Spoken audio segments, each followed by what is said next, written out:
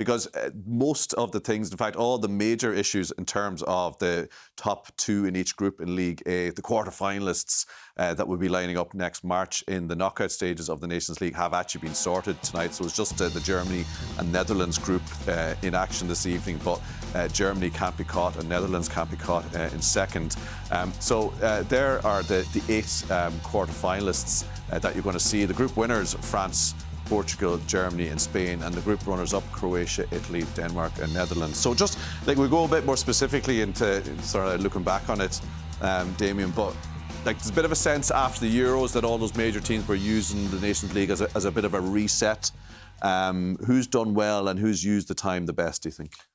Well, we covered the French game last week, and I think France have used it really, really well. The amount of players that Deschamps has used every game since the last major tournament, there's been 5, 6, 7 changes.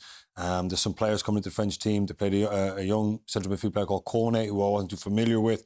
The centre-back combinations have been changed. So he looks like he's searching for something. He's obviously has Mbappe, but at the top end of the pitch, you know, they really have used an array of players. So they've done well. A huge win in Italy the other night. I think Spain have just continued to where they left off. They'll be difficult to beat. I think they should be favourites for this as well. Obviously, teams like Denmark now have qualified for knockout stages of a Nations League, which is huge for them because they've been on the periphery, on the precipice of falling into that elite group. Well, they're there now, so it's an opportunity for them to perhaps throw in a marker.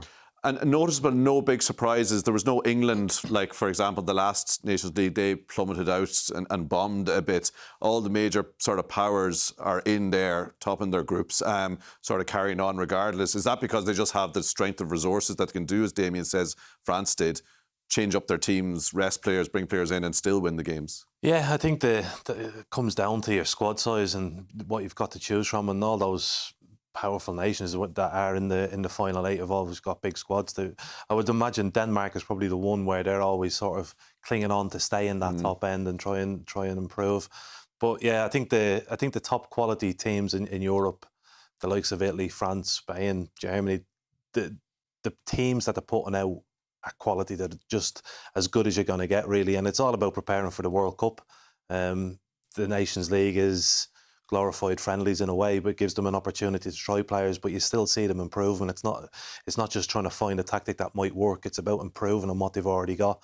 And I think, again, you look at Spain and they've improved. They've got better. They've got more players available to them. And likewise with Germany and France. So it's interesting.